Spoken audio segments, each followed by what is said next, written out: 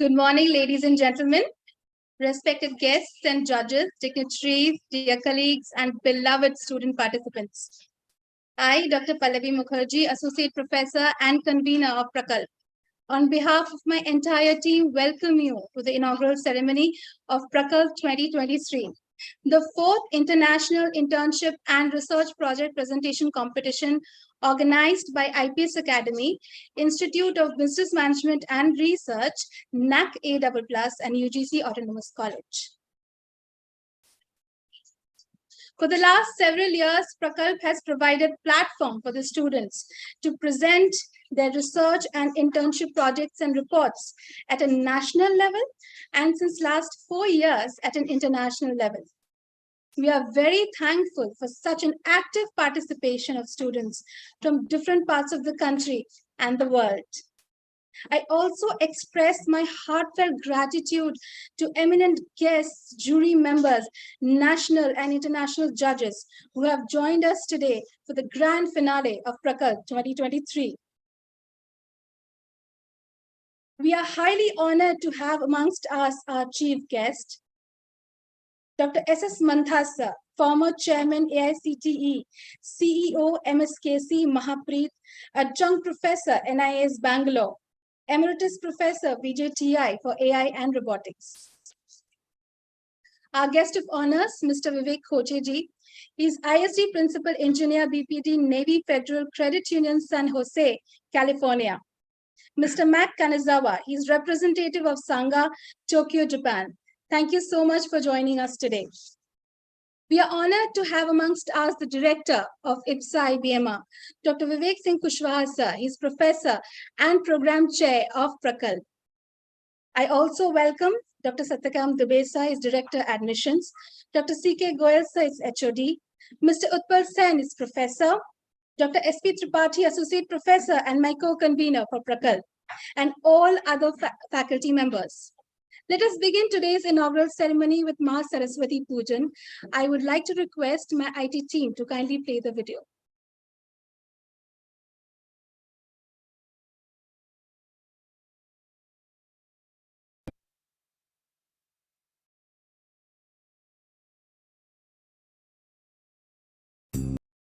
Thank you so much. I would like to request Dr. Vivek Singh Kushwaha sir to kindly address the gathering.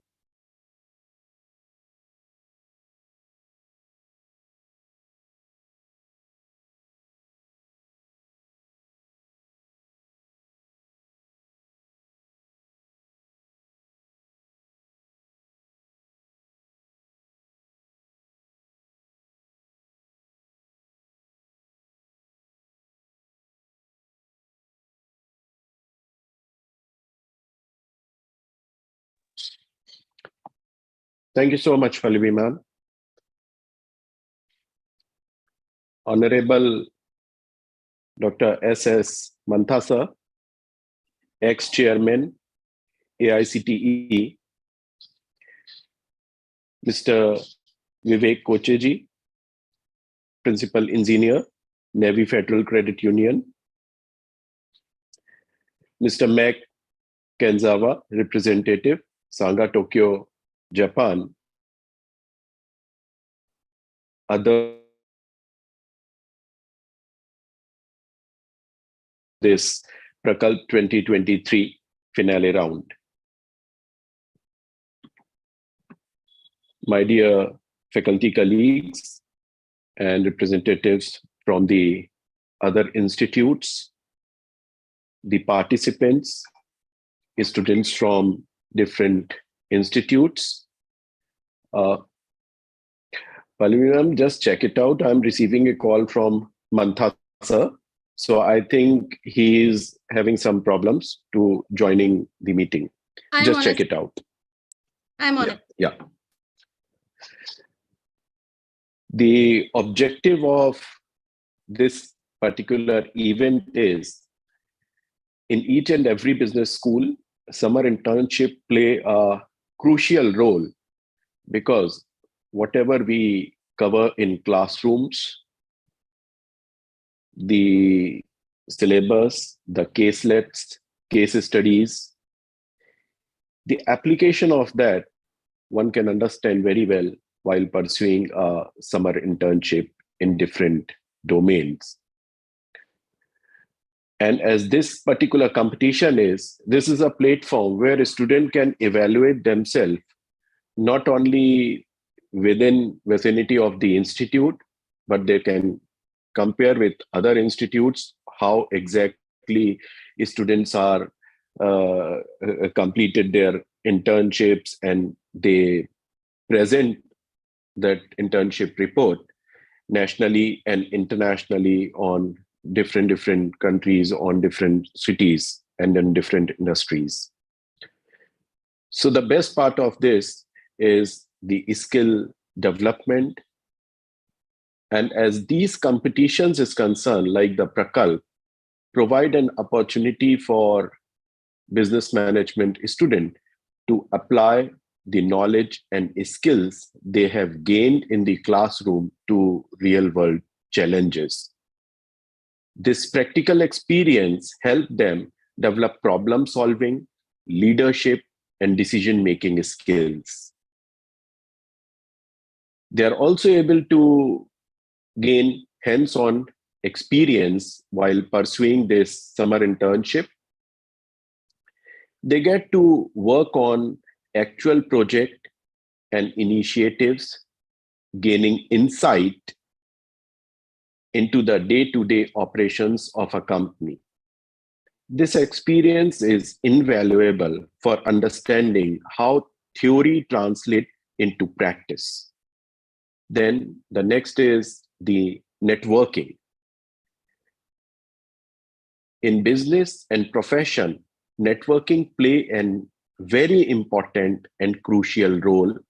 So students have the chance to build a professional network within the organization and industry.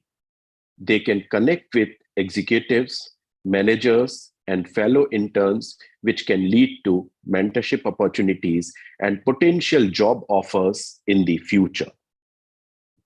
And in platform like Prakalp, if you are presenting, so you can evaluate yourself and you can check how other students are performing, how they are presenting their work. So this is a platform where even you get an insights. So later on, if you are appearing in campus placement activities, so I'm sure about it, this would give an edge. This enhances your resume. So after completing an internship and participating in such an event, you are mentioning it in your resume. So this competition can significantly enhances the student's resume. It demonstrates their ability to excel in a competitive environment and contribute to their overall professional profile. Further, it exposes to different industry. Like you did your internship in a particular industry and your fellow colleagues did in other industry, and in a platform when all of you are presenting your presentations, you have an exposure how exactly other industries and their working is. Might be possible you do not have any idea about a particular industry or a particular sector, but it will give you an exposure that yes, you can make your career in a particular domain or in a particular field. Then innovation and creativity.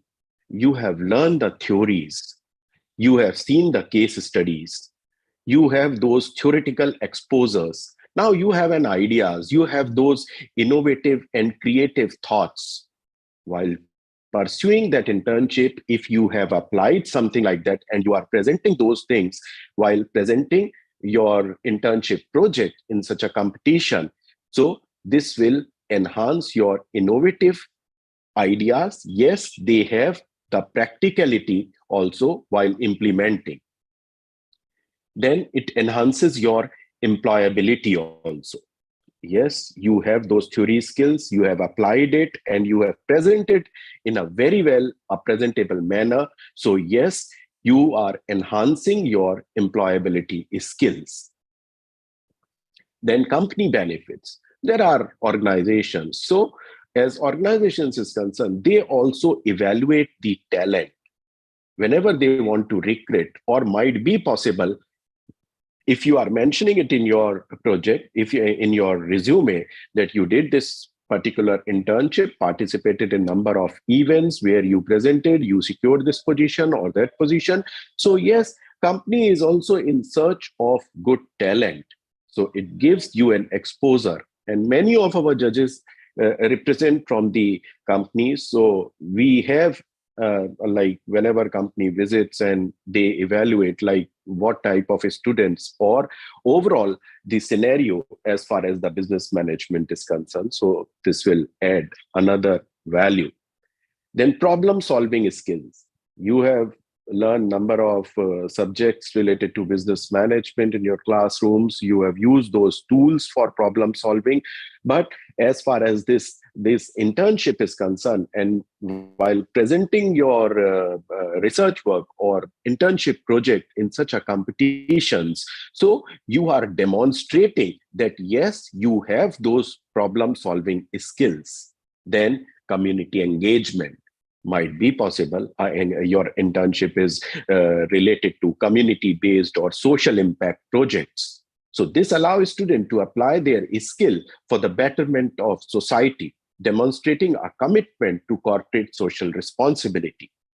So these are the benefits, and I'm sure about it as far as this initiative is concerned. From last 3 days, the total number of entries that a Prakalp team received is close to 260. And then they have number of screening rounds. And finally, I think 65 entries is supposed to be presented. So I'm sure about it as far as this skill, this particular exercise is concerned.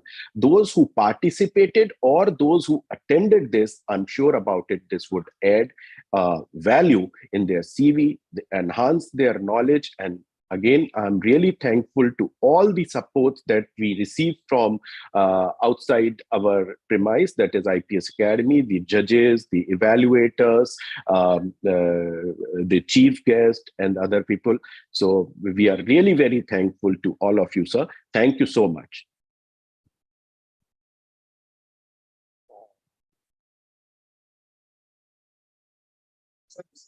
Thank you so much, Vivek sir. We are still coordinating with Mantha sir, and he's about to join any moment. But I request your permission to take this program forward with our guest of honor. Would that be okay, sir? Yeah, please go ahead.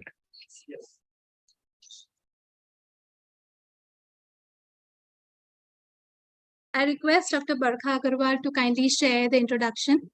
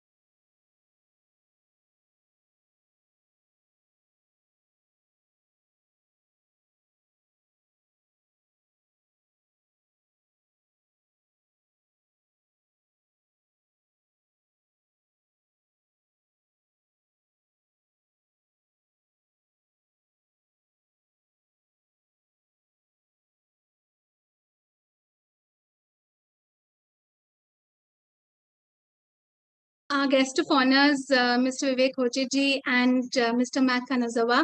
Thank you so much for joining us. But I would like to request you to wait for some time because our chief guest, Dr. S.S. Mantaji, has already joined us. So we would take this program forward as planned. Give me a moment, please.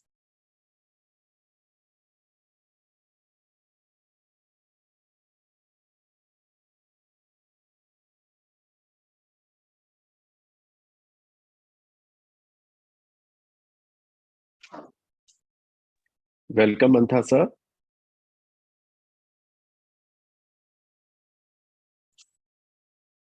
Welcome, Mantha sir. Yeah, I would hello, like to hello. request. Yeah, Welcome, sir. I would like to request my team to kindly share the introduction of Dr. S.S. Manthaji.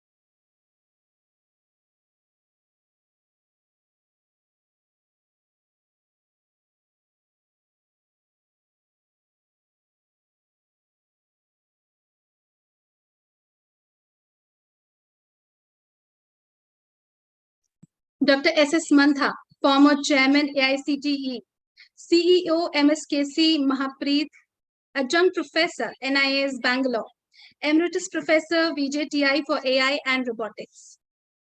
Next slide, please.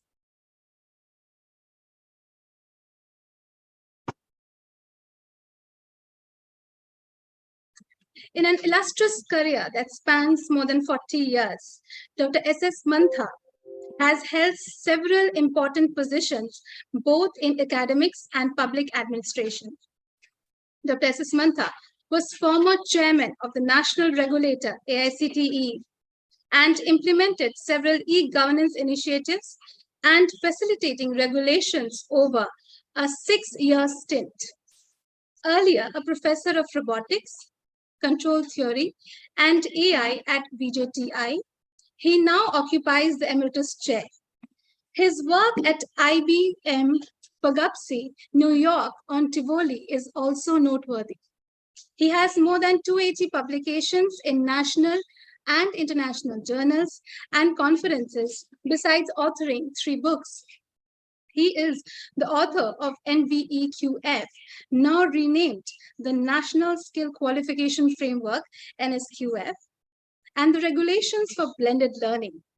He was member Karnataka Skill Development Authority and advisor to Government of Andhra Pradesh. He was the Pro-Vice Chancellor of SNDT, Women's University, and the Chancellor, Yale University, both of which he served for 3 years. Currently, he's the CEO of Mahapreet Startup Knowledge Center.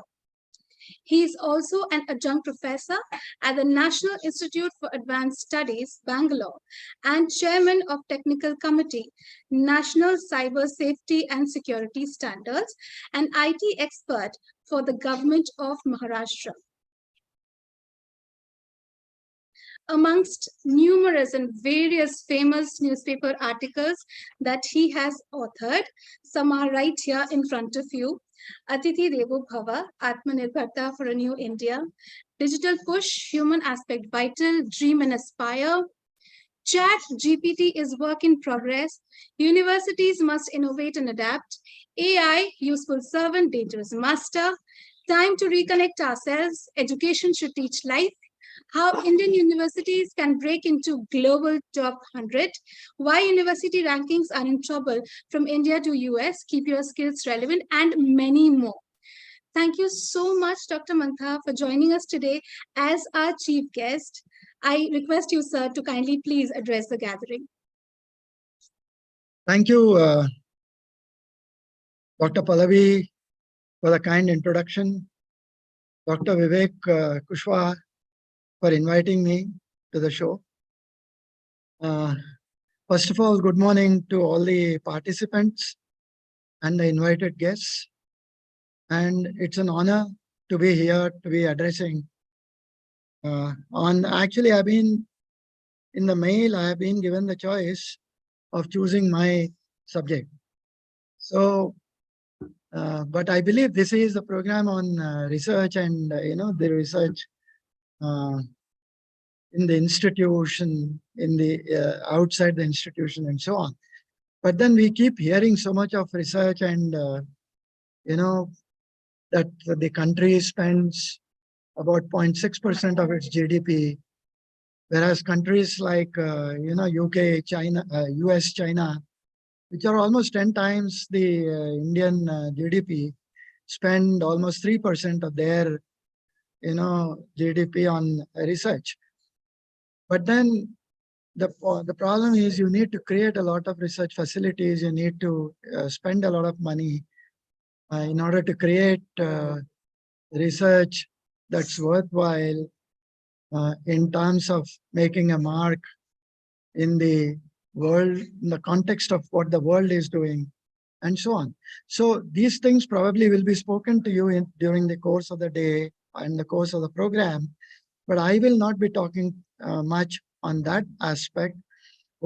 Since I have been given the choice of selecting my own topic for the day, I will speak to you something on the value system that we lack in our education system, in our universities, and because of which there is a deficit of happiness, and therefore there are a lot of other things that follow amongst our students, amongst our faculty, and so on.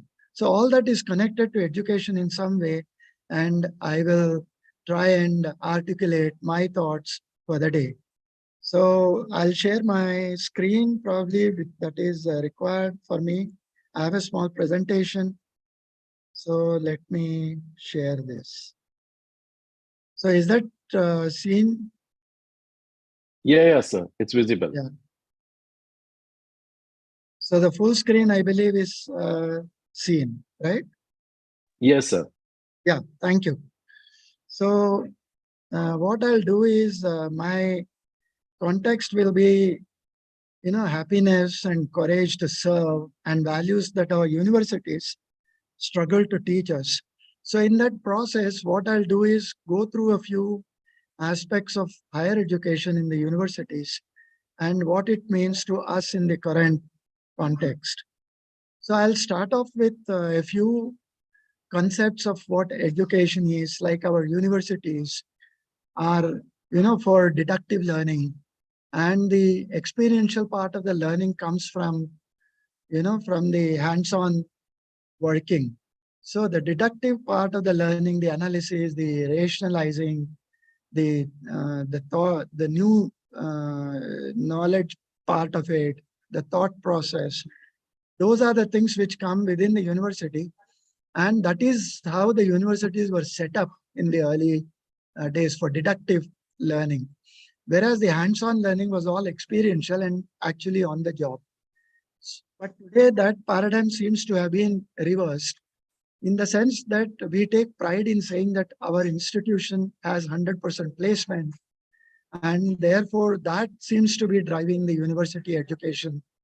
The ability to place students in meaningful jobs seems to be the most important aspect of education today. Though the early universities, not the ancient, the early universities were never set up and meant for providing jobs. They were meant for, giving skills that can be useful to find a job, to find a meaningful job in any of the places that eventually the students would go. But in that process, what we have conveniently forgotten are our values, which lead to unhappiness and therefore a deficit of self-consciousness and things like that. And therefore we end up, finding ways and means of improving that happiness quotient in everything that we do. So my presentation will have something on what is happiness context, is it contextual? Then how does the world look at it? And what is Atmanirbharta? Then, education actually plays a big role in that value system in providing higher education and so on. And therefore, we must understand what values must the universities teach us, and how does Adi Shankaracharya look at the, or he looked at in his times, the paradigm of education and so on. So what is compassion towards fellow beings? And somehow our universities have also failed in providing the best leadership experience. So therefore, how the role of a leader vis-a-vis the university system, these are some of the issues that I'll try and do today. So having said that, for me, happiness is a state of mind. Now, is it contextual is something that we really need to understand. And can there be happiness without pain, without tragedy? So there is something called as sthita prajna. And sthita means existing and prajna means wise. So wisdom is something that makes a big difference in terms of finding happiness. Existing with wisdom is what is important, and which is sthita prajna, which means everything around us, we should not be affected by it and do our job with a single-minded purpose. So sthita prajna will become a person who is enlightened, who understands the situation around him, whether it's bad, whether it's good, from his well-being perspective, and whether that affects him. The person for whom the surrounding doesn't affect will be truly happy. And for that to happen, there are many values that have to be realized. And those values come from the family, those values come from the university system, it comes from the peers, and so on. And most important of that is compassion. So let's see. We go ahead a little. Then, for example, in Bhagavad Gita, Arjuna says, how does one become sthita prajna? How does one have steady mind? And in order to assimilate something within the university system, if I'm sitting in a classroom, and if I have to understand what is happening within the classroom, I have to concentrate. And for that, the surrounding should not disturb me, and I should not disturb the surroundings. So how does one have a steady mind? Sthita prajnasya ka bhasha samadhisya keshava. Sthita dhihi kim prabhashet kimasit vrajeta kim. Now, this is how does one have steady mind? Sthita prajnasya ka bhasha samadhisya keshava. Keshava, how do I have a steady mind? And Krishna replies that sthita prajna is one who is not affected by anything. So therefore, context also becomes redundant. Now, going a little further, how does science and our consciousness work together? For example, most of you know that there is natural frequency, and every body has a natural frequency. A human body also has natural frequency, and it is defined by root K by M. K is stiffness and M is mass. So it's the ratio of stiffness to mass. And there is something called as forced frequency, which comes on us depending on what the surrounding is, what the context is. Suppose we are highly stressed, then the forced frequency comes out of stress. Then if we are doing something and stressed because there is something else happening in our life, then the context of it changes. So therefore, forced frequency is something that comes on us because of external conditions, and natural frequency is something that is due to our body composition, our body mass, and so on. So natural frequency is ratio of stiffness to mass. So which means if I have to increase the natural frequency, I should reduce my mass and I should increase my stiffness. I should become more tougher. And therefore, again, education plays an important part in that. And when these two become same, your natural frequency and your forced frequency become same, then resonance occurs. And in that state, the amplitudes become infinite and there is a possibility of someone failing. So therefore, your mental ability should increase in as a function of what you do in life and how the stress happens on your life. which means in order to not to reach resonance condition and eventually fail, I'll have to improve my stiffness, reduce my body mass index, increase my natural frequency, and things like that. So all this happens because, and once you cross the state of the first harmonics, you get into the second harmonics without failure, and you get into the third, fourth, and so on. Somewhere along the line, when you reach higher harmonics, you become one with the cosmos. That is the time when Sthita Prajna happens, nothing around you affects you, and so on. So our entire university training, our education system must move people to accept what is around us with equanimity. Then, yeah, in terms of the world, understanding of the world and happiness, there is something called as dystopia and utopia. Now, dystopia is an imagined state of society in which there is great suffering or injustice.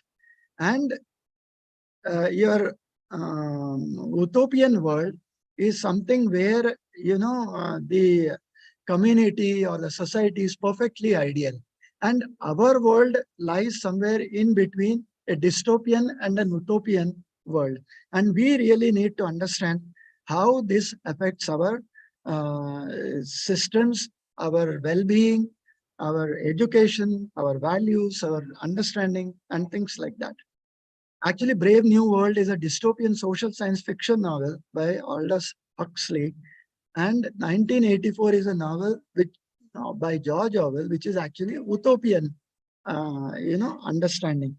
So it's actually very interesting to read them and understand the context between a dystopian way of life and an utopian way of life. So how does the education part work for us? The understanding from Upanishads tells us, Ano Badra Krutavo Yantu Vishwataha Adabdaso Aparitas Udvidaha Devano Yatha Sadmit Vruddhe Asannaprayate Rakshitaro Dive Dive. Now, Ano Badra, let noble thoughts come to us from all sides, Vishwata, from the entire world, Adabdaso Aparitasa Udvidaha, which means it should not be bound by anything. It should transcend every boundary that we have. And therefore, once we follow this, Devano Yatha Satmit Vruddhe Asanna Prayaru Rakshitaro Deve Deve, means we, every day, the education that we have, the knowledge that we have should increase by leaps and bounds. And that's how we attain a state where we become self-reliant. And that self-reliance is also called as Atmanirbharata. Now, if we go a little more into Atmanirbharata, what it really means is Sarvam Paravasham Dukkham, Sarvam Atmavasham Sukham. Sarvam Paravasham Dukkham is anything that is in control of the others will get me pain, and anything that is in my control will bring me happiness. So that is how it operates, and our education system should give us enough, material, enough confidence to become Atmanirbhar. So here I have, there are actually two forms of education. One is Aparavidya and the other is Paravidya. Now, Aparavidya is something that we get in our universities. It is bound by limits. In our university, we can only learn so much and nothing beyond that. Whereas Paravidya it goes beyond the university system, and the whole life we need to do that learning, which is called as Paravidya. So in the ancient days, we should revisit the pedagogies and the andragogies that Shankaracharya used to use. And so for both education for the youth and education for adults. And one is pedagogy, and for the adults, it's andragogy. Now, therefore, Shankaracharya uses Shravana Vidhi, which means listen attentively. Manana Vidhi, having learned you understand through your, meditation, Nidhi Dhyasa Vidhi. You should reach conclusions having understood something. Prashnottara Vidhi is a question answer session where you understand many more things. Tarka Vidhi is something where you reason out, remove doubts, and so on. Vyakhya Vidhi is exposition. You do tika, means you criticize and you remove the doubts. Vyakhya Vidhi, then Adhyaropa Apavada Vidhi is a projection method. Then you have Drishtanta Vidhi, you have Katha Katana Vidhi, you have Upadesha Vidhi. Upadesha Vidhi is where I speak, I give Upadesh, and you listen, and that is how we learn.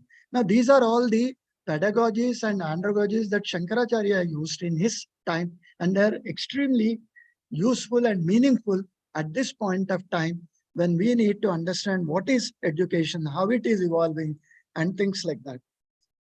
So in the modern times, as we have seen what was happening in the ancient times, now we are seeing what is happening in the modern times. We have authority style, we have delegator style, we have facilitator style, we have demonstrator style, we have hybrid style. These are all a little similar to what some of the methods that Shankaracharya used to use, but these have more technology built into them. Now, Adi Shankaracharya's teaching learning methods, they are completely student-centric. They happen even today in many of the, in the mutts that they have created. Shringeri Sharda Pitam formed on the ethos of Yajurveda. Dwarka Pitam was formed on Samaveda. Jyotirmata Pitam was formed on Atharva Veda. Govardhana Mata was formed on Rigveda. And they all use all the pedagogies that I've spoken about in their matas to teach. Some of those things will have to come back to our university system in order to make much more meaningfully, given education and impart of knowledge. Now, if what is unfortunate is about our university system today is that we have chosen to discard all those pedagogies except two. So what are those two? Shravana Vidhi and Upadesha Vidhi. The teacher comes to the classroom, he teaches and student listens. And it's like Upadesha Vidhi, teacher is giving a sermon, student listens and goes out. Then hardly anything happens besides this. Therefore, is it time to reinvent our university systems? For this to happen, values are extremely important. And unless we get into value education in our universities, the real impart of education, real impart of knowledge doesn't happen. So what values are we supposed to do? Shatashu jayate shura, sahasreshu cha pandita, vakta dasha sahasreshu data bhavati va nava. Among 100 is born one valorous. Shateshu jayate shura. Among 1,000 is born an intelligent being. Sahasreshu cha pandita. An orator being in 10,000. Vakta dasha sahasreshu. Dhata bhavati va nava. A true giver may never be born. So our universities must start with this spirit in the education. Then, like I said, our universities are for deductive learning. They are to teach you how to analyze, how to think, how to, be creative, innovative, and things like that. Not to get you a job. Getting a job is incidental. So the importance of education must be understood within our university system. Na choraharyam, na charajaharyam, na bhatrubhajyam, na cha bharakari, vyayankurte vardhate eva nityam vidyadanam sarvadhana pradhanam. It cannot be snatched away by a thief. Na choraharyam cannot be snatched away by a king. Na rajaharyam cannot be divided by among brothers. Na bhatrubhajyam. And it's not heavy either. Na cha bharakari. If spent daily, it only grows. So this is the spirit from which we should originate. As far as the modern universities are concerned, they're completely digitally transformed. In future, at least, many of the universities are moving towards this concept. Everything is AI enabled, whether it's a canteen assistant, whether it's student life, whether it's marketing, digital marketing, and so on. Everything is student-centric. The national education policy talks about student-centric education. And therefore, all our systems must be student-centric. But in order to do all this, it needs a lot of money.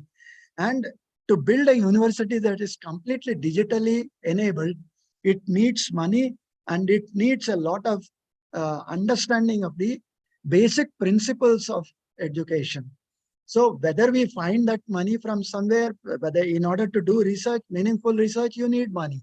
Somebody has to fund the research and there will be new knowledge created. That knowledge will bring in more new knowledge and things like that. It brings you new products and so on. But at the end of the day, the university system must inculcate values. Now, what kind of values? Paropakaraya phalanti vruksha, paropakaraya vahanti nadya, paropakaraya karaya duhyanti gava, paropakarartham idam shariram. Now, which means the research shows that paropakaraya phalanti vruksha, the trees give you trees, the trees give you fruits, because that is what they are meant for. And similar things, the paropakaraya vahanti, the rivers flow to help others. Paropakaraya duhyanti gava, the cow gives milk to help others. And paropakarartham idam shariram, our life is also for good of others. These are some of the basic understanding that we must have in our university education system. The second value is be humble. Namanti falino vruksha, namanti gunino jana, shushka vrukshascha murkascha na namanti kadachana. Namanti falino vruksha, trees laden with fruits, bend downward, just as namanti gunino jana, just as the intelligent, the one who has understood himself, bows down to respect others. Shushka vrukshascha murkascha, murka means one who is a stupid fellow. He will lie like a log, similar to shushka vruksha, means a dry log. So that is what happens in a university system. We should not be lazy. We should not, if we are lazy, we lose out. Alasasya kuto vidya, avidyasya kuto dhanam, adhanyasya kuto mitram, amitrasya kutah sukham. One who is lazy and doesn't put in efforts will not acquire knowledge. Alasasya kuto vidya. Wealth does not come to one without knowledge. Avidyasya kuto dhanam. In such bad times, one cannot make good friends. Adhanasya kuto mitram, amitrasya kuto sukham. And without good friends, you will not get good happiness. So there are many ways of explaining what we should do and what we should not do and things like that. Then there are other values. We should help others. Ashtadasa Puraneshu Vyasasya Vachanadvayam Paropakara Punyaya Papaya Parapidanam. This is again the essence of 18 Puranas of sage Vyasa. It says to help others is a good merit and to trouble others is a sin. These are simple things in life, but they must come out of our education system. Whether it happens at the school system or whether it happens at the university system, it makes a difference.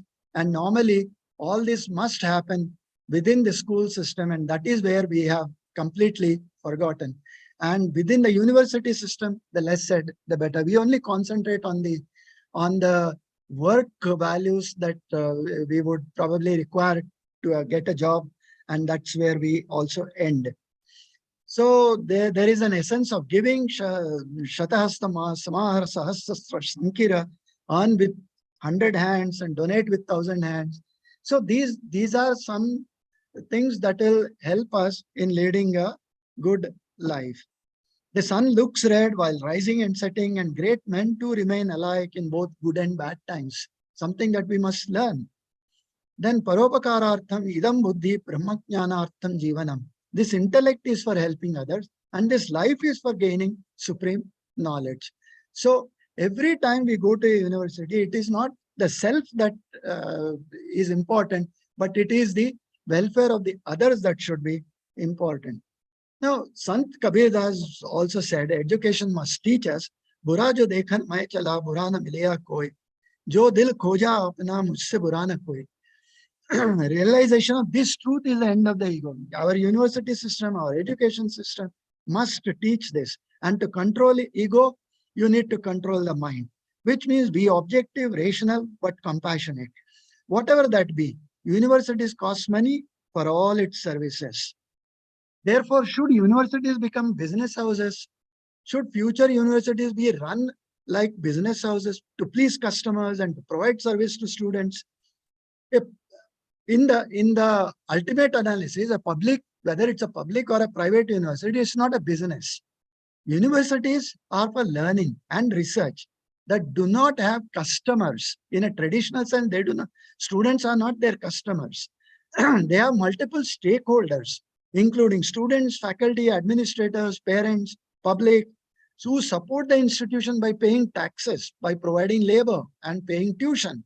But at no time, students should be treated as a customer. But unfortunately, today, we have institutions for profit. People are already talking about universities for profit. So in business, in the US, you have a separate class of institutions which are set up for profit. In business, the bottom line is measured in profits. At a university, the bottom line is measured in the extent to which we promote the common good through research and teaching. However, most administrative tasks necessary to keep the institution operating are privatized. They need money.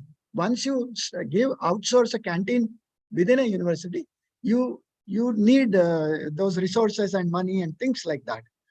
So if we are outsourcing every single activity, the digital university concept is a completely outsourced concept.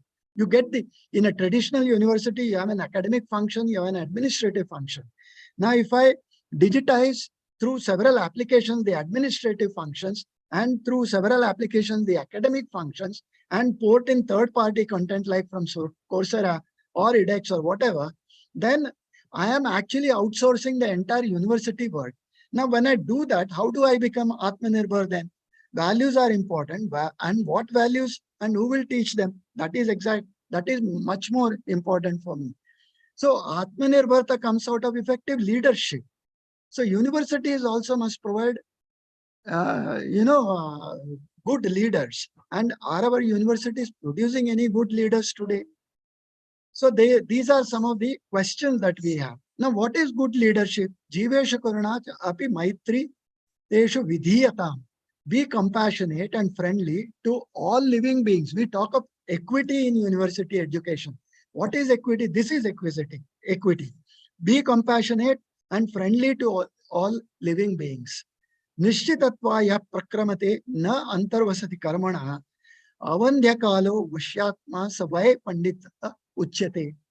Now, whose endeavors are preceded by a firm commitment, who does not take long rest before tasks are completed, who does not waste time, and who has control over his mind, is a good employee. Our teachers must follow this. Now, that is when they will be able to identify with the main principle of education and knowledge. Then we all know Colin Powell, who led the US Army. He said the day soldiers stop bringing their problems to the leader is the day when you have stopped leading them. So therefore, our teaching community must encourage students to come and ask questions, must lead the way, and that is how the interaction between students and teachers grows. The day students stop coming to teachers, that is the end of the teaching process, and that is the end of a teacher.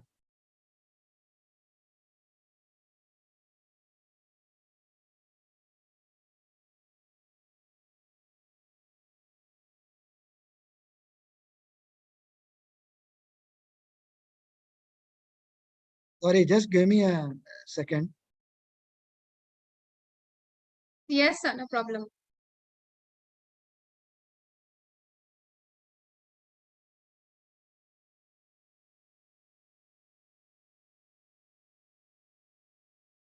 Something has.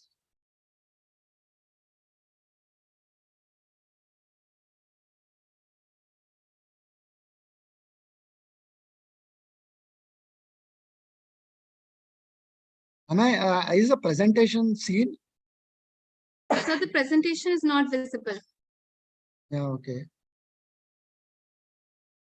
Let me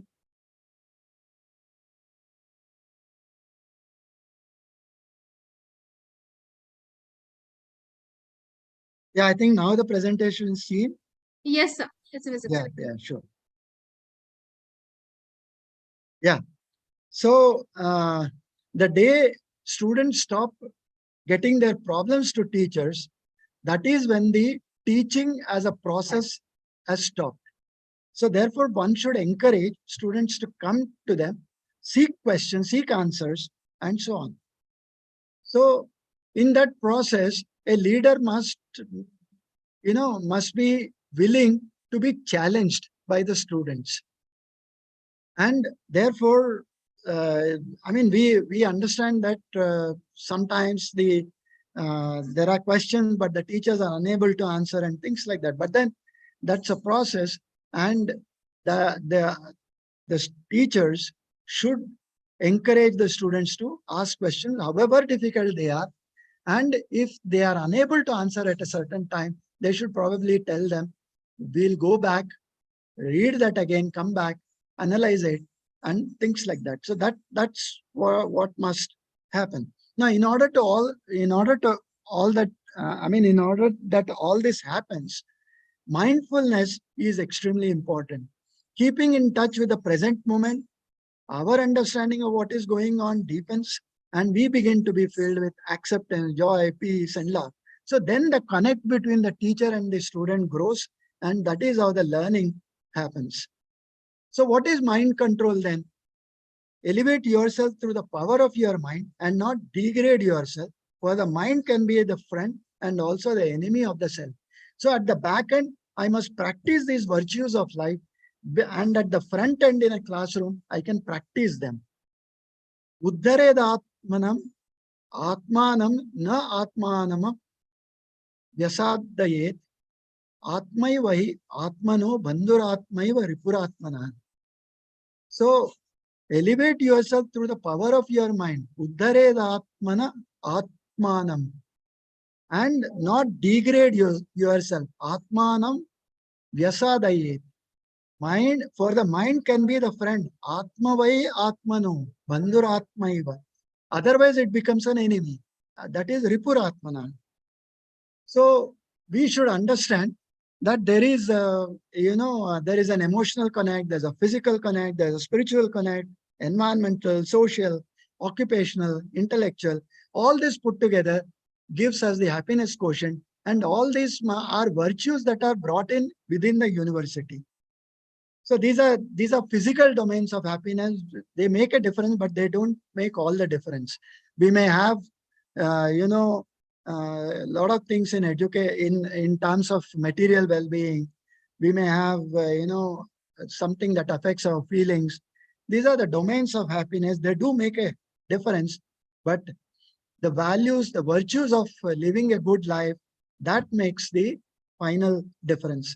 There is a concept called hedonistic treadmill, which seeking pleasure and avoiding suffering. Most of us do this, and there we find the path of least resistance.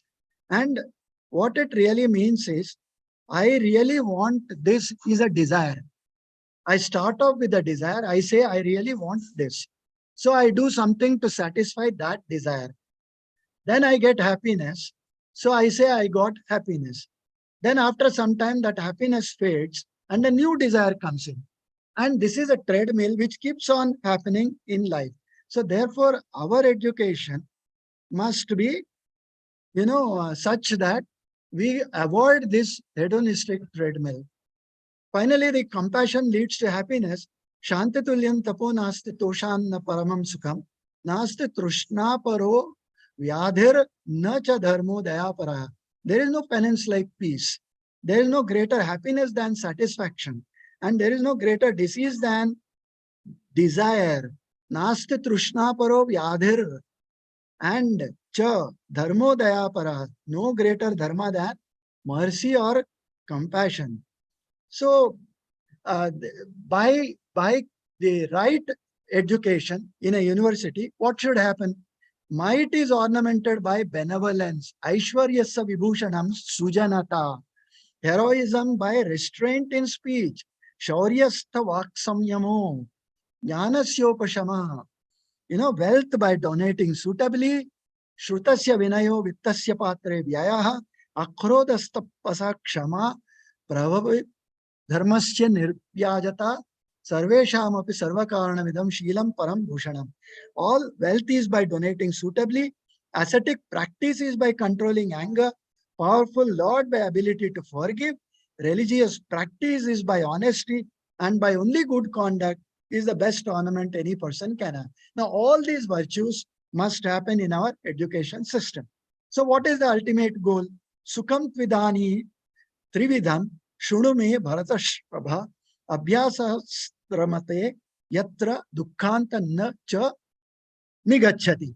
Now, there are three types of happiness: sattvic, rajasvic, and tamasic, of which the most cherished is sattvic and purity or goodness. So follow sattvic way of life for eternal happiness. Now, finally, a good education must lead to bliss.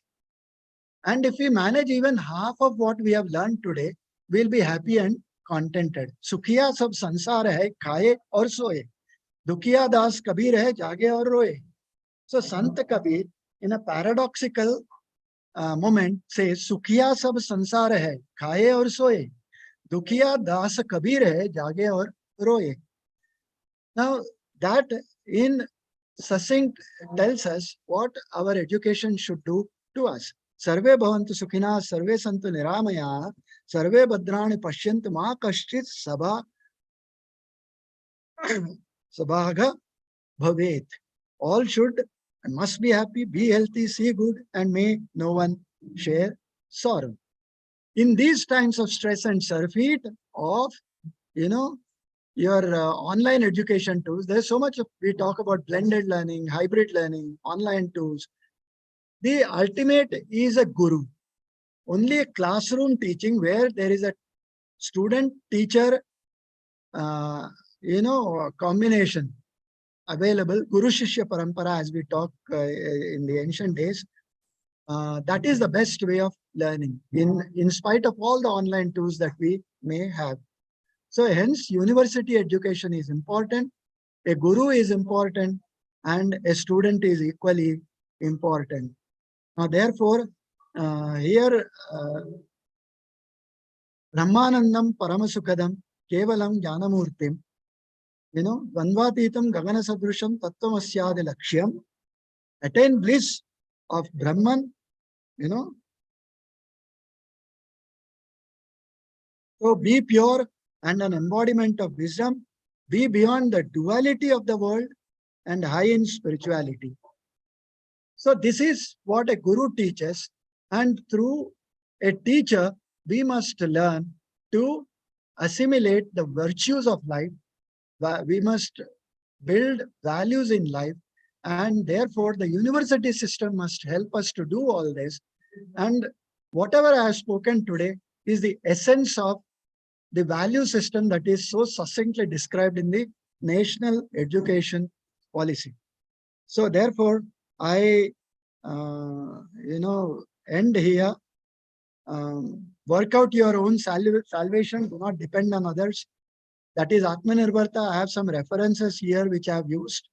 And this is the end of my, presentation.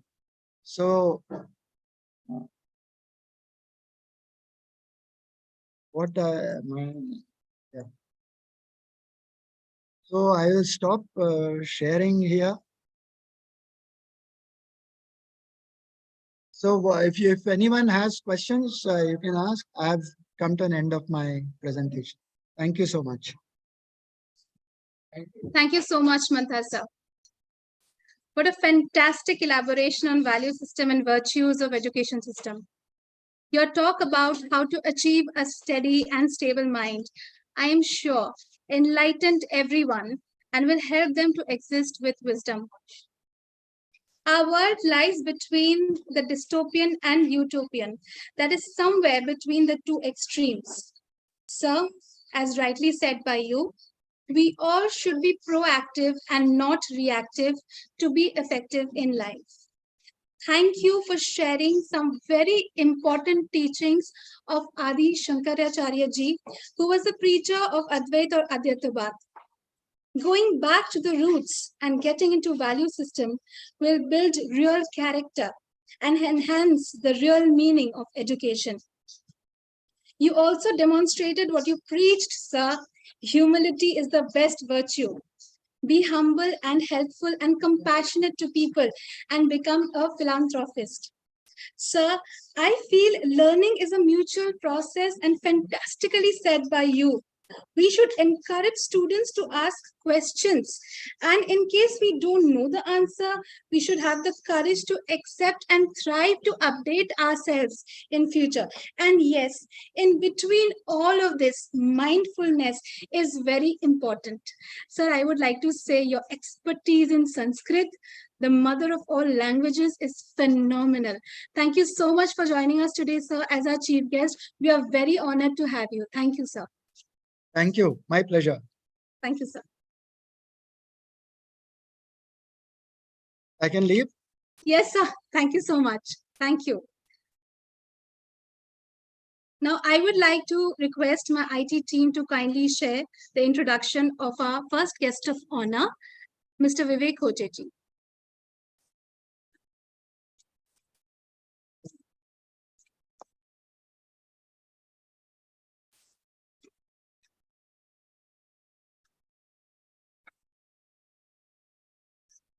Mr. Vivek Koche, ISD Principal Engineer, BPD, Navy Federal Credit Union, San Jose, California. Mr. Koche has a rich experience of more than 20 years in the areas of architecture, IT development, and management activities. His skill sets and proficiencies include strong leadership, communication, and conflict resolution management. He has skillfully delivered with various virtual teams. Presently, he holds a senior position with Pegasystems, with close to 12 years of association with the organization, where he has successfully led enterprise-wide DPA, CRM, PREEI. Next slide, please.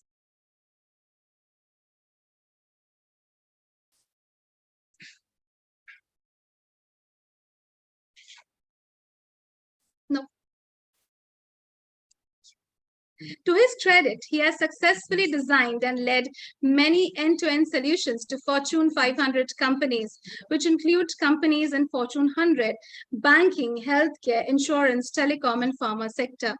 Some of his high-profile clients include CITI, Wells Fargo, UHG, Centene, AAA, AIG, Verizon, Cox, Pfizer. He also is academician and renders his service as an adjunct faculty for MBA programs, including a specially designed program for Army personnel transitioning to civil life. Apart from his work, he loves to spend his leisure time in upkeep of his physical and mental well-being with long walks and many more. Thank you so much, sir, for joining us today as our guest of honor. We are eager to hear from you, sir.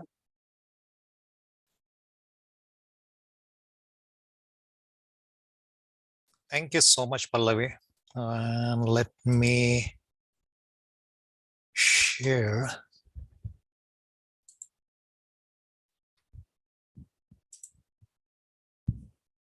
All right, let me know you are able to see my screen. It's visible. Thank you. So thank you for the wonderful introduction. And I'll start my day with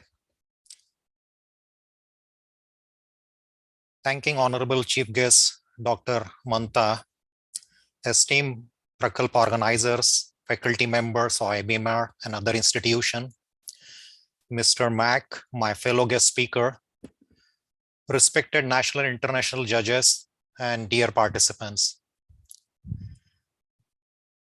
This has been an honor to me, and thanks to IBMR for getting me back into classroom or with the student after 25 years of a gap.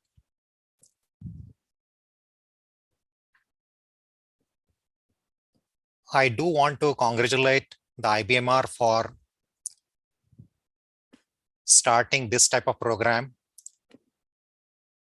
for the students, for their benefit and for their future, successful future. I also want to congratulate all the participants. I know this is a competition. There would be one winner, but everybody who participated in this journey is a winner. There is a saying, like, in order to win a bout, you need to be in the arena. So those who participated, I again appreciate their courage. I congratulate them. And I hope they will lead the path to the rest of the students and the students who are going to come to the institution and will set up this as an example.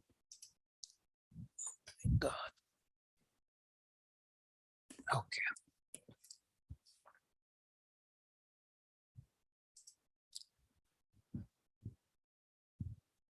Now we learned in the previous session about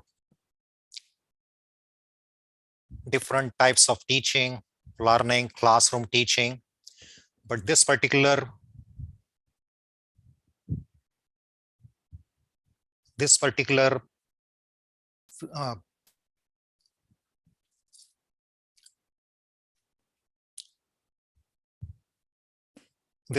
competition is mostly for the projects and research and internship which teams have done. Now I'll start this with the popular quote by the Benjamin Franklin. Tell me, I forget it. Teach me, I may remember. Involve me, and I'll learn. Now this quote by Benjamin Franklin succinctly emphasizes the significance of experiential learning. It underscores that true understanding and lasting knowledge often come from active participation and direct experience, rather than passive observation or instructions alone. When individuals are actively engaged in the learning process, they are more likely to retain and apply their knowledge, what they learn in a practical situation, making experiential learning a powerful educational approach. Now, thanks for sharing my background, but let me take you to the kitchen of this 5-star introduction. So this is my 40th year of professional career. I did my engineering from my hometown school. In those days, there were not enough opportunity to do the internship or on-the-job training along with your studies. Although there were workshops which gave plenty of experience, hands-on experience, but there was nothing where you can do the internship or learning simultaneously. In those days, there was no internet, no LinkedIn, nothing. When I graduated in one of the humanities class, my professor told me there was a topic called job satisfaction. And he told me either you get a job or you get a satisfaction. With that knowledge, I embarked on my career journey, went to Bombay for my first job, for some written examination. And then I reached out to people to ask for a job, if there is a job for me. Luckily, I had a letter from someone for a HR manager of a public sector undertaking. I took that letter, entered into organization. I asked him, this is my background, this is me, and I need your guidance and I need your help to get me a job. He asked me to wait outside from 8 a.m. to 4 p.m. He was coming and going. He was looking at me. And then around 4:30, he would say, I'm sorry, I don't have time today. Come tomorrow. Next day, same thing happened. Third day, same thing happened. Third day, around 4 o'clock, he called few managers, got me interviewed, and offered me an internship, offered me a training. And at the end of the training, he offered me a job, which was the management trainee. I was the only one other than the rest of the trainees coming from the IITs.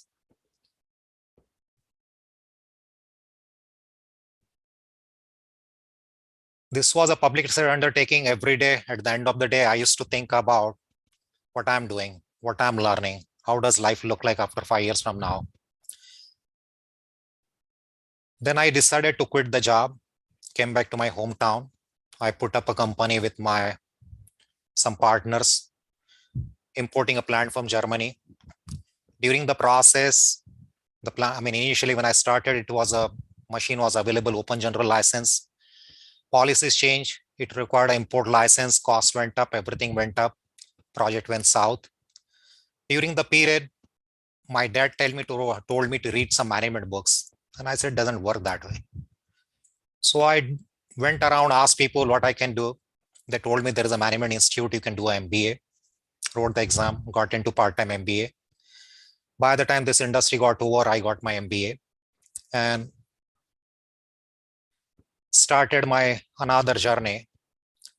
I was also asked to teach the MBA student after my MBA. I was working in financial industry because all experience I learned during the setting up of the industry, I learned all the aspects of project management and the financials, getting finance, working capital, so on and so forth. Journey continued, economy change, landscape change.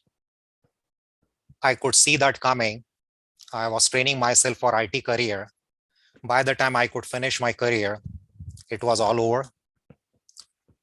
Got onto this journey 10,000 miles away.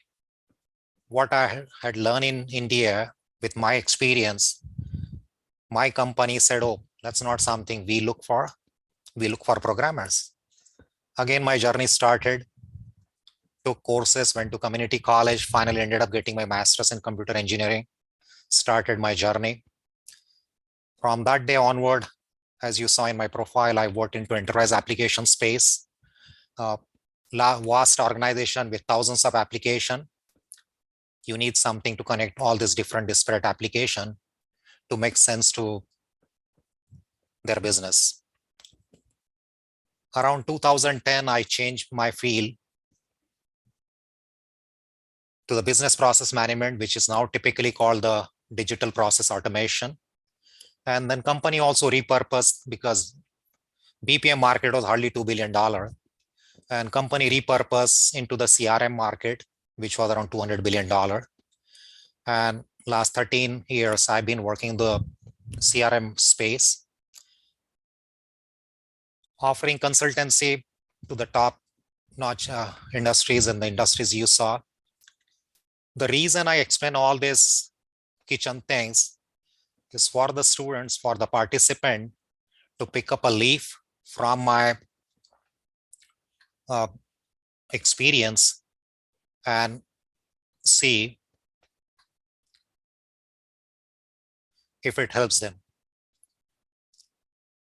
Now, the purpose of this presentation is to bring to you the reality, why the internship, why the research, why all this practical experience is important.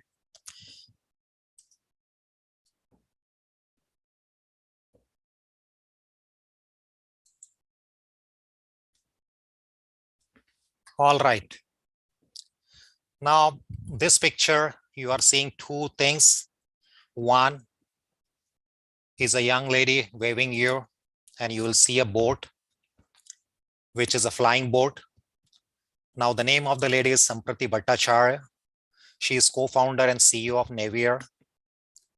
She's born in Calcutta, not a top student in high school. In fact, she failed in physics. She didn't go to the top college. She only went to a small community college in Kolkata. There was no internet. She only got the access to the internet at the age of 20. In fact, one of his teachers told her to become a housewife. She searched the internet for the word with the word internship. She sent 540 cold emails.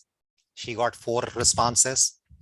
One of them mattered, and she got an internship at Fermilab, then another at NASA. The US education system allows you to do your courses while you are working. So she acquired her master's from Ohio State and PhD from MIT. It all took less than 13 years of hard work. Then she moved on to SF and got around 400, got around $12 million of funding and started the company. And that's where she is. So the moral of the story is there is nothing set in the stone which says you need to have that or you need to do that in order to be successful.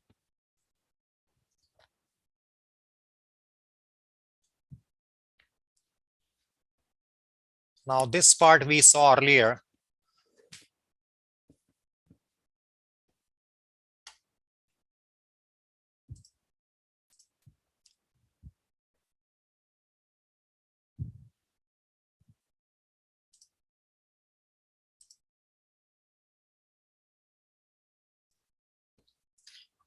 This part we saw earlier, the significance of hands-on experience, because all classroom or books can teach you to a certain extent. Doing it by yourself, applying what you learn in the classroom on your job is the basic purpose of internship. I tried to search for statistics and could not find, and that could be another research project for one of the participant or a student, to find out in last 25 years of existence of institute, how many people did this and draw the conclusion. Bottom line is internship, it's a way to bridge the gap between the theory and practice. Now, how do you find the right opportunity? How do you identify the suitable internship projects?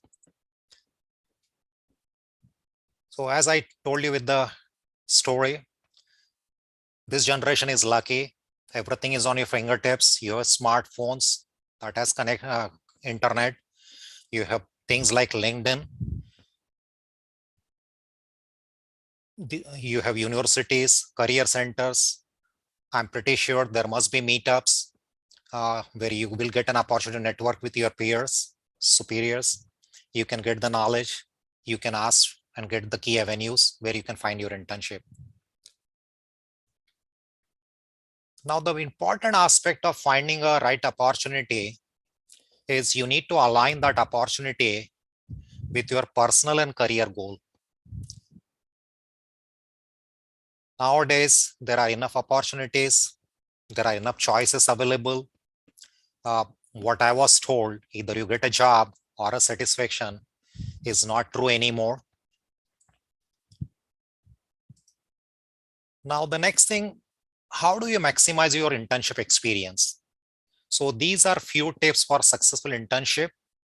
A, you need to set the clear goals and expectation. What do you see a year from now? What do you see 5 years from now? What do you see 10 years from now? What's your life objective? What do you want to accomplish? The next is seek mentorship and feedback. Always find a mentor. Find a mentor, run your ideas through him. Another way is to find, we have some stories in our scriptures. Follow your role model on LinkedIn, do a search, think about a career which you think excites you or you want to choose. See what path people have followed, what kind of education they've taken, what training courses they've done, how they've reached this far, when they made the career change. When you get an internship, you should show a thought leadership, take the initiative, you contribute meaningful. Ask your manager, ask your co-workers, what is there you could contribute? What is there you could do? What is one problem that you can try to solve? And finally, network with colleagues, industry professional, try to make as many contacts as possible.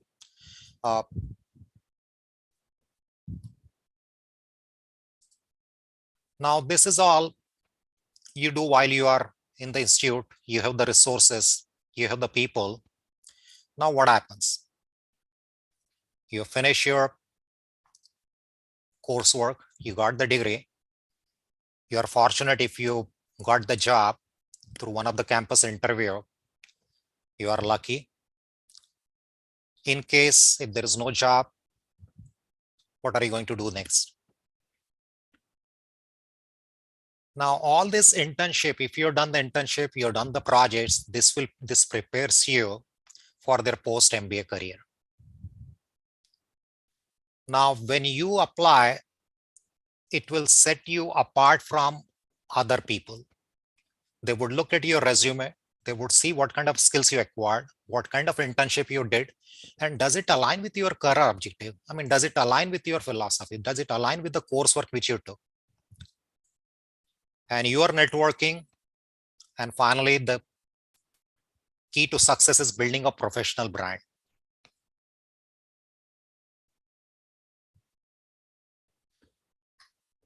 Now, so far, whatever we have listened, studied in previous presentation and presentation of our director, why this is becoming even more critical in today's world. So I'm trying to highlight the 5 future trends, which are very, very important and challenging for this generation. On the management front, the remote and hybrid work, data-driven decision-making, sustainability and ESG, agile and adaptive leadership, diversity, equity, and inclusion. Now, on the technical front, there's artificial intelligence and machine learning, 5G technology, blockchain technology, virtual reality, augmented reality, clean energy and sustainability, because you have to care for the planet. Now, in the limited time, I may not be able to go through each and every of these future trends, but these are something I would suggest all the aspirants to look at and read more, Google it, find more detail about it. If you look at the remote and hybrid work, the life has changed forever. 5 years ago, nobody could have thought about this remote work. Nobody could have thought of, and nobody could have thought of this event, what we have today. I'm sitting 10,000 miles away from you and talking to you in the middle of the night. Now, 2 things I want to highlight you, which are like highlighted yellow, is agile and adaptive leadership. Now, the pace of change in the business world is neck-breaking. Now, leaders have to be agile and adaptive, capable of quickly responding to the market shift, disruptions, emerging opportunities. Agile methodologies and willingness to embrace the change will be the integral part of the effective management. This should get into your DNA. Now, VR and AR technology, they are advancing very rapidly, and they have potential to transform how we interact with the digital information and the physical world. VR can create immersive simulated environments, while AR overlays the digital information onto the real world. These technologies will impact industries like gaming, education, training, and remote collaboration. When I mention about my shift to the business process management, which is now called the digital process automation or DPA, and the name of the game, most of the big industries, they are all looking for the digital transformation. Now, keeping these things in mind, I picked a few of the areas. I mean, this is no way a tutorial for artificial intelligence or any other technology, but I thought, I'll briefly touch base on AI and mostly the Gen AI, which is called Generation AI. It's a new kid on the block. Now, the history, briefly, I'll touch the history of AI. The Alan Turing, very brief span, 1912 to 1954. In the year 1940, he understood as early as 1940 that there would be endless debate about the difference between artificial intelligence and original intelligence. The right question was, can machine do what we as thinking entities can do? If this answer is yes, then there is no distinction between an artificial intelligence and original intelligence. It's meaningless. Now, Turing also did some tests about the emotions. And one of the example which you see in the picture is the paper, a roughly human-shaped robot that specializes in empathy. It was created by Softback Robotics, a Japanese company that markets paper as a genuine day-to-day companion. Now the next example is Sophia, designed to resemble Audrey Hepburn. Sophia is her creator name. David Henson calls as evolving genius machine. According to him, she and David Henson, other robots, have potential to become smarter than humans and to learn creativity, empathy, and compassion.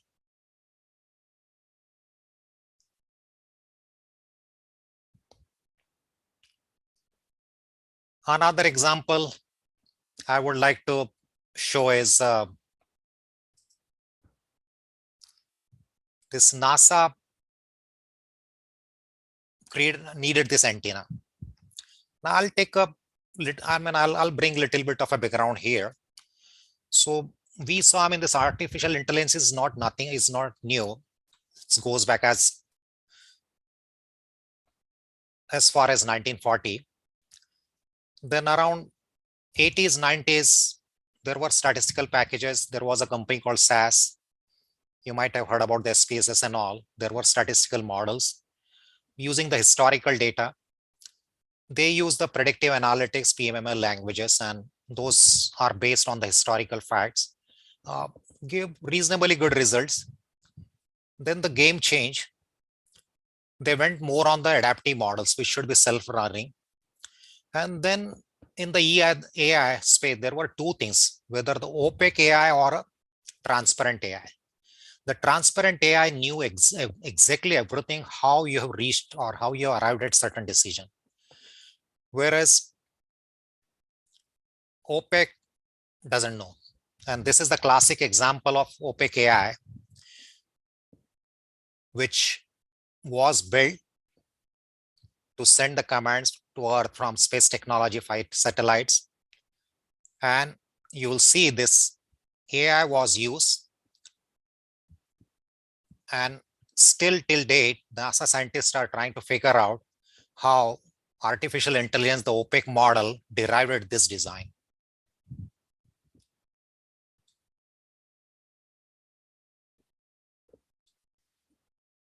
Now we saw some good part of the AI. I'm just highlighting about the challenges of the AI. Most recent is AI bias and my friend ChatGPT. So somebody put this, an Indian person, almost always an old man with the beard. And you'll see on the left-hand side, it has pictures of everything depicting Indian male as an old person with the beard and mustache. On the right-hand side, they use a different tool, and they stayed away from stereotype, and they give the age, gender, and they didn't specify the ethnicity, and gave the same prompt. Now the right-hand side block, you'll see these were the images generated by the AI. Now this is another example where it becomes important.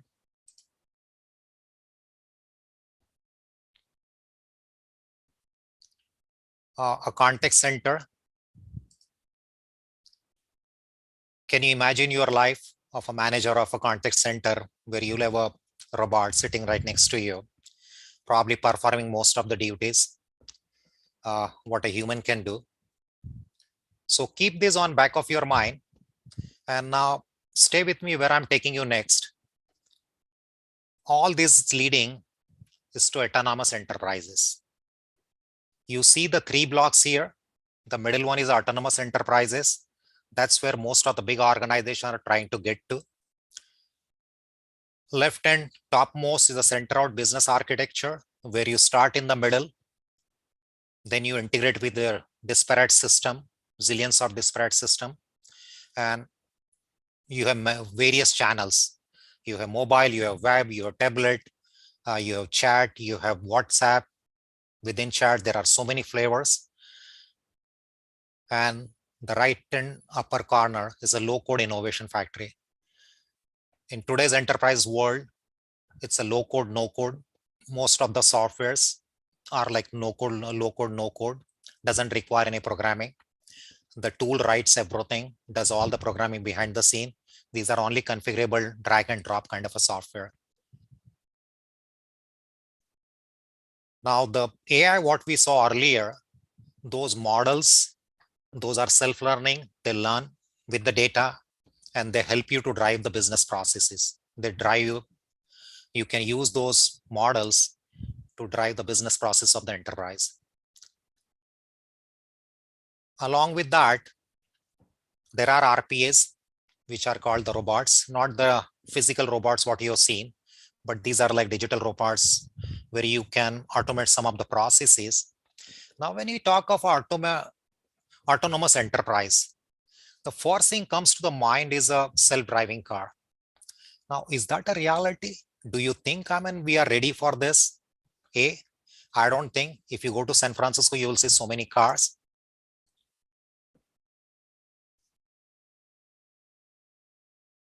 Do you want to use it? No, I don't think. I'm ready to give my driving. I love driving. Are they really there? Are they safe? Can people use it? Is the infrastructure ready? Is our legal and all other bodies surrounding this concept are ready? Maybe not. So what is possible? If you look at today's car, all the highlighted things are the kind of automation in a car as we speak today. So it's not perfectly autonomous, but it's a blend of some of the things which are helping you to drive. And that's exactly is a concept today behind the autonomous enterprises. So if you look at the road to autonomy, today things are manual. Slowly they are manual, but they'll slowly change. Slowly they'll get efficient. Then there are self-learning model. These models would evolve. They would self-optimize. These are supplemented by AI-powered decision. There are layer cake, center out business architecture. And then cloud is another thing which everybody is talking. Most of the top 100 enterprises are on the cloud as we speak. So this was my effort to take you through a journey of internship projects, how studies, classroom studies relate to your real life experience, your challenges. So the key takeaways of my presentation would be networking, networking, networking. Find your passion, align your goals with your objective. You should not be like me, where either I had a job or I had a satisfaction, or maybe many people like me. Proactively seek out for projects and internship. Classic example I gave, somebody sitting in remote corner, East India corner, didn't have access to internet up to the age of 20, found her passion, dream, and is successful. Finally, I would say, seize this MBA internship as your launching pad to transform theory into practice, challenges into opportunities, and ambitions into achievement. Let your actions speak louder than words and make every project a testament of your growth and determination. Thank you very much. and good luck. And I'm sorry, I think I lost time track. That's okay, sir. It was a delight to hear you. Experiential learning is the best learning, and we are very delighted, sir, that you shared your journey with the students and us, and the students and we will get to learn a lot from your talk. Thank you so much. Success is not defined by conventional settings, but is defined by your decision to succeed, your mindset, and your related actions. Eliminating your limiting beliefs that confine you within shackles of mediocrity is the key. Setting clear goals, getting mentors, modeling successful people, integrating with colleagues is important. Sir, we understand you are in an absolute different time zone and it's almost 12 midnight there. Sir, am I right? You're on spot, 11:43. We are really, really grateful, sir, that you gave us your valuable time and joined us today as our guest of honor. We are really honored to have you. Thank you so much, sir. Thank you so much. It was my pleasure. And thanks for bringing me back 25 years gap, back to journey, back to my country of birth and my hometown. Good So luck to everyone. Thank you so much. So you belong here and we are really privileged to have you. Thank you, sir. Let us move forward with the last part of our program. I would request my IT team to share the introduction of our next guest of honor.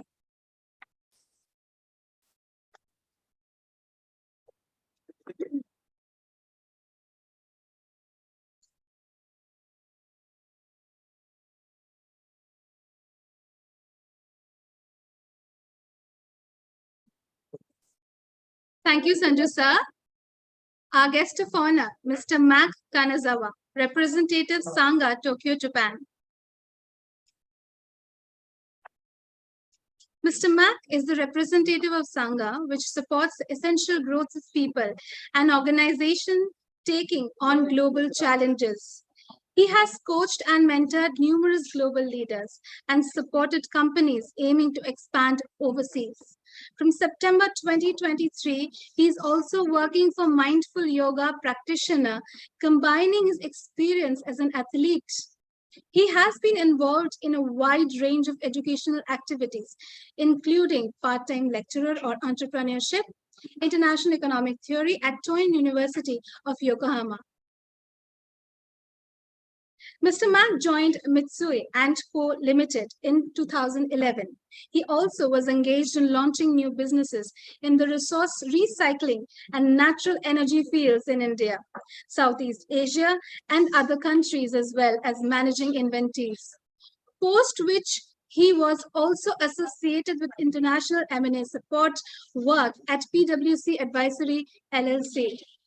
In 2017, he joined Space Ventures Space BT Co. Limited as a first founding employee of the organization and then became the Director General of Satellite Launch Services and COO.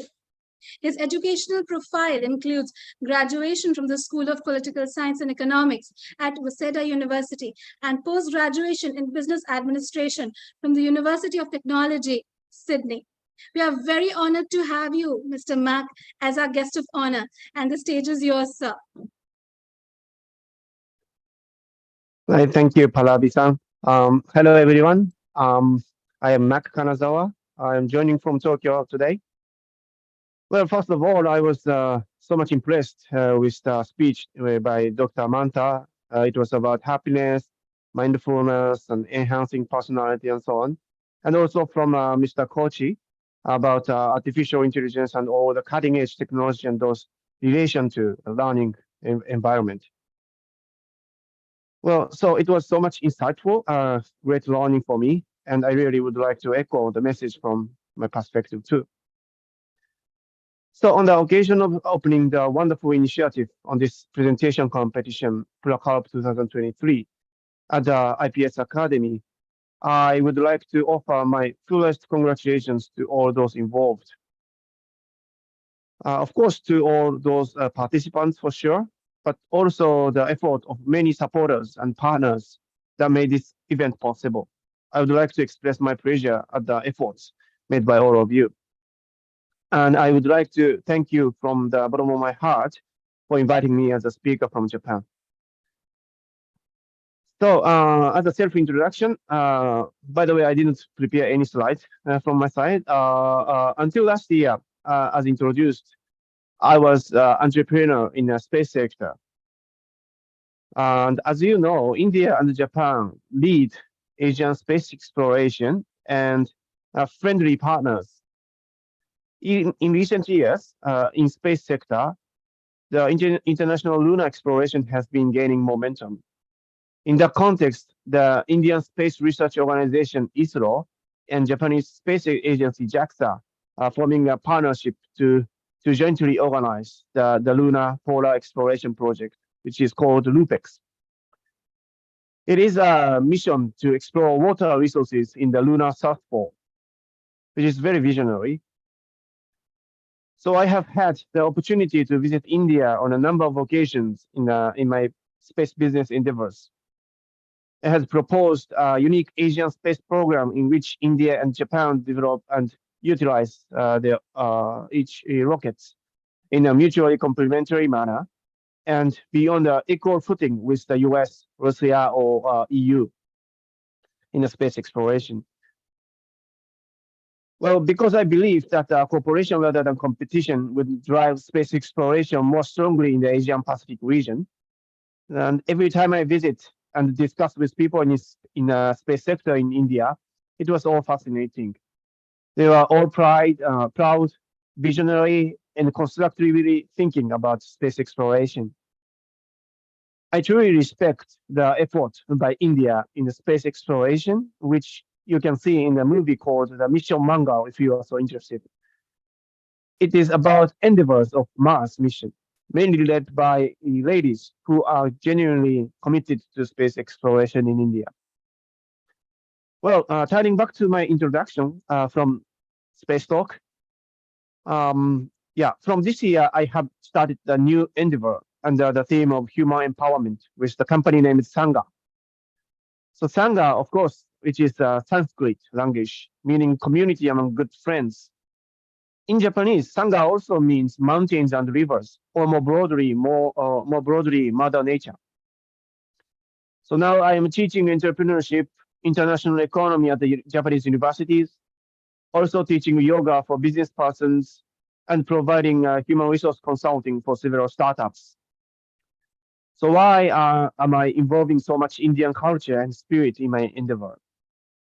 My first encounter with India was 10 years ago. I started my career with one of the Japanese largest trading companies, which is called Mitsui.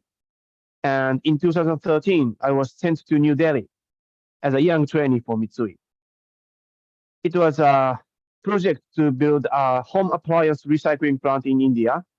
We formed a consortium with local recyclers and metal scrap operators. I traveled around Delhi, Chennai, Bangalore, Mumbai, and Gujarat to establish the best recycling system. Through the project, I made a lot of friends in India. They were all very kind to me. At that time, while I was still a young, inexperienced business person. So it was still a short time, but since then I fell in love with India and started traveling to India in a holiday and studying Indian classical philosophy, including yoga and so on. So now I would like to riff a little about Indian classical philosophy. Well, it's kind of embarrassing. In Japanese proverbs, teaching something towards someone who is expert in the field is called teaching law of Buddha Dharma to Buddha, right? But now this is exactly such a situation, but please be patient a little bit.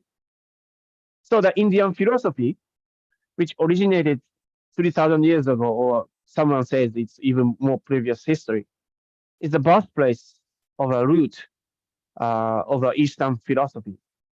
Its practical and rational philosophy has been transformed into a different form and introduced to Far East Japan in the form of Buddhism. These included the idea of shunya, or emptiness, and the sabe sansara dukkha, which means everything is unstable, unsatisfied, and imperfect. Also, from the idea, India ancient people created the spirit of selflessness or altruism. It is to wish happiness to others, to give happiness to others, to grieve for the suffering of others, and to remove suffering from others. It is rejoice the happiness of others, to transcend one's own suffering, and to have a sense of equality for all people and all things. And that makes yourself happier. So in other words, it is the spirit of seeing oneself and others as connected, and without being addicted to one's own greed, and without separating and comparing others and oneself too much. So India has taught a lot to Japan, and those are very important way of life that benefits both oneself and others, and make all happy and joy. Well, I believe that this kind of idea is becoming increasingly important in today's modern society, which, despite its economic prosperity, faces many problems, including like environmental pollution, inequality, a number of stress-related health disorder, or even increasing suicide. And those philosophy from India is evolving in Japanese young generation nowadays. So secondly, turning to the economic side, India is a very important partner for Japan for sure. The number of Japanese companies setting up factories and employing people in India continues to increase. On the other hand, Japan is now accepting more and more overseas students and travelers than ever before. And it is expected that visa and work rules will be relaxed on a sustained basis from now on. This means that there will be more fields in which vibrant young Indian professionals can play an active role in Japan. Lastly, but not least, from security perspective, friendly cooperation between India and Japan is essential for maintaining peace in the world. Well, I think Japan should learn from India that to protect your country yourself. But in any case, the necessity is greater than ever for India and Japan to work hand in hand, respecting each other's cultures and cooperating with each other for development of peace in the Asia-Pacific region. Thus, today, India-Japan relations are becoming increasingly important in terms of spirituality, economy, and security. In such time, I would be very happy if you look to Japan and be interested in learning about Japanese culture and language. Well, today, as a representative from Japan, I have referred to relationship between only Japan and India, but I sincerely hope that this exciting initiative on international project, no matter which region you are involved with, will promote cross-cultural understanding among different countries and regions, and sense of diversity, and eventually lead to world peace. So this is competition. So competitions are very important, but not to beat your opponents, but to improve each other.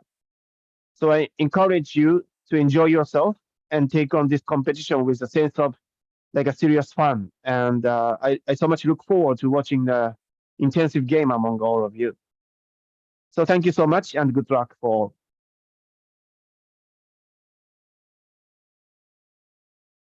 Thank you so much, Max-san, for joining us today as our guest of honor.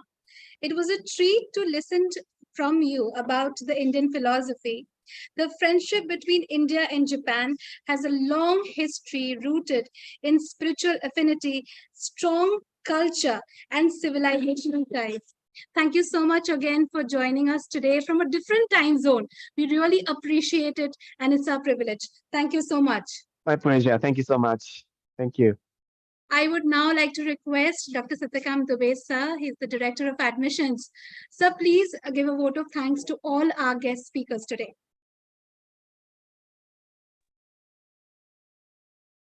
Good afternoon, everyone. Dear students, esteemed faculty members, and honored guests. On On behalf of IPS Academy IBMR, I would like to extend my sincere appreciation to each one of you for joining us today at this momentous occasion of the inaugural session of Prakalp. Your presence here reflects your commitment to education and the bright future that lies ahead for our students. I would want to express my heartfelt gratitude to our distinguished guests who have shared their wisdom and insights, igniting a spark of inspiration for our new students. Also, your words would definitely guide them on their academic journey ahead. Honorable Dr. Mantha, your advice for all education institutes of not being placement centers, but being into delivering education, into moving, into imbibing values into the students, definitely is very, very important for all education institutes. Also, treating students not like customers, but like students is also very, very important. Your advice to teachers of being leaders, also inspiring students to ask questions in the class. We all as teachers need to understand that there is no stupid question. There may be a stupid answer. So we all as teachers need to encourage students to ask questions in whatever format they may be. Also, moving ahead to Paravidya and the teachings of Adi Shankaracharya, the pedagogy and the andragogy, definitely enlightened all the participants sitting over here. Mr. Vijay Khoche, special thanks to you. 11:43, now it must be 12, definitely over there, midnight, being with us and sharing your views. I would definitely add that it was not a 25-year gap, but it was 25 years of learning that you have brought to this dais. Your guidance related to finding suitable internships and opportunities would definitely help the students who have been a part of this session. Your advice of the future trend of being agile and being an adaptive leader and use technology for managing autonomous enterprises and networking wherever one goes into will definitely help students move in the right direction. Thank you, Mr. Mac Kanazawa. Yes, again, being from a different time zone, possibly it would be 4 p.m. down there in Tokyo. You definitely enlightened us related about the strong relations that India and Japan have, and the collaborations that India and Japan are having as far as space programs are concerned. Thank you for your kind words. I would also want to express my heartfelt gratitude to the team, to the organizing team, who have put in a lot of effort in organizing this kind of an event. Also, the student volunteers who have been a part of this team, thanks to them too. And I hope that the sessions that are going to follow are going to bring in a lot of learning to all of us. Thanks once again to everyone involved in this event, that is Prakalp. Thank you once again. Thank you so much, Satyakam sir, for this wonderful vote of thanks. Before ending today's inaugural ceremony, let me quickly repeat our eminent guest jury members and take the names of our national and international judges. Our chief guest, Dr. S.S. Mantha, former chairman of AICTE, our guest of honor, Mr. Vivek Khoche, ISD Principal Engineer, Navy Federal Credit Union, San Jose, California, Mr. Mac Kanazawa, Representative Sangha, Tokyo, Japan. National and international judges, Mr. Nayan Singh, he is Associate Vice President of HDFC Pune, Maharashtra. Mr. Chandravan Patel is co-founder and CEO, Quantec Altium Innovations Private Limited. Ms. Mona Makhija, Operations Manager, Get It Fast Logistics, Melbourne, Australia. Ms. Nidhi Govil, founder and CEO, Orive Organics, Gurgaon. Mr. Neeraj Agrawal, Head Marketing and Communications, Uttarakhand Reliance Jio. Mr. Saurabh Khanna, Manager, MCX, Training and Education, Multi-Commodity Exchange of India Limited. Mr. Rajiv Masalgaonkar, Senior, ZPM, JV Pharma, Mumbai. Mr. Vipin Mangal, Area Manager, Admin and Ops, Rajasthan and Madhya Pradesh, Stock Holding Corporation of India Limited. Mr. Ketan Dhaval Mishra, Senior Executive Sales, Gujarat Cooperative Milk Marketing Federation Limited, Amul. Mr. Raghav Sharma, Senior Data Scientist, Hughes System Corporation, USA. Thank you so much for joining us today. And Yeah. we are in the process of making this finale a success. Thank you Sure. so much, all of you, for joining the inaugural ceremony of Prakalp Okay. 2023. Thank you so much. The students are now requested to join their specialized tracks at 1 p.m. sharp. Thank you, all of you.